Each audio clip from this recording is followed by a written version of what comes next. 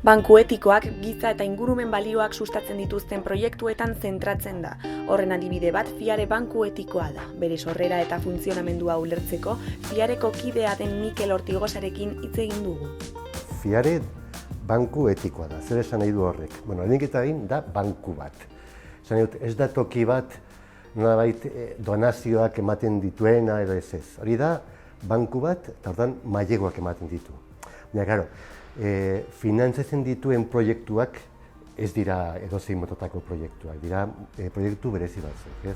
Esan nahi dut, ekonomia alternatibo eta solidario bat sortzeko erabil daitezkenak, ez? Edo, esaterako, proiektu tipiko bat, izan daiteke esaterako, Emausiko trapuketariak, ez? Bada proiektu bat, badauka asmo sozial bat, badauka ikuspegi ekologiko bat, gainera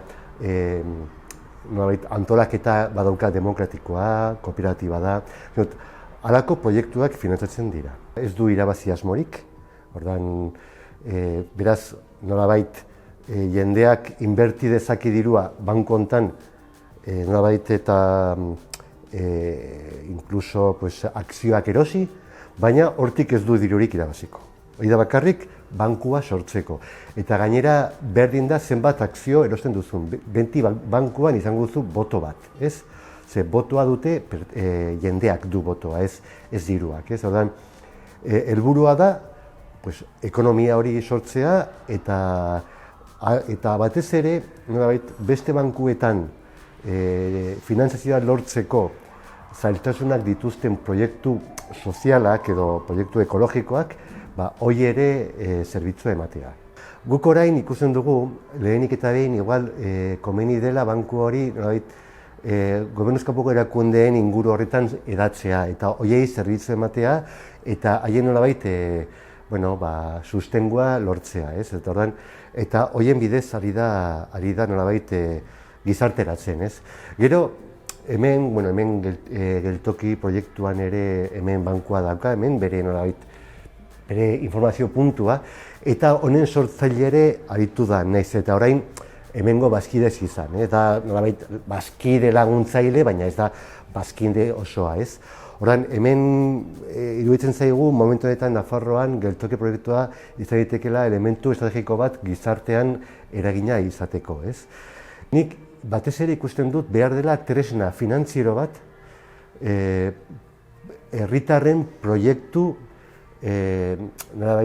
etikoak garatzeko. Etikoak zer esan nahi du niritziz etikoa. Etikoa da,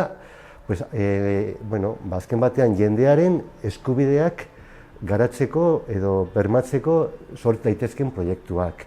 Ekonomia zaintzeko sort daitezken proiektuak. Baita ere, beste herrialde pobreekin harremanak beste modu batean antolatzeko sortzen diren proiektuak. Horiek guztiak sortzeko behar dugu tresna finantziero bat. Eta tresna finantziero hori badaude batzuk, FIARE eta beste batzuk, baina bankua den bakarra da FIARE. Azken batean FIARE da banku bat, lege guztiekin, eta hori behar dugu, ez? Ordan, badaude beste proiektu batzuk, baina banku bat behar dugu, horregatik behar dugu FIARE, hori alde batetik. Eta gero behar dugu FIARE, azken batean bezeroak jakiteko guk jartzen dugun dirua ongi erabiliko dela. Badugu segurtasuna erabiliko dela benetan gurekin edo gure balorekin bat egiten duten proiektuekin. FIARek ematen dituen proiektu guztiak egon behar dira nolabait jendearen ikusgai. Eta orduan hor daude gure webgunean, finantzatzen diren proiektu guztiak. Horrela, jendeak ikus dezake, hain zuzen ez, zertarako den FIARE. Proiektu horiek finantzatzeko balio duelako, ez? Orain, azkeneko urteetan, adibidez, badago Agotzenea proiektu bat, hor Zubiri aldean, ez da Zubirien da, Leranozeko herri baten ari dira, batez ere, eraikuntza ekologikoa edo jarduera ekologikoak hori beste modu batean antolatzen.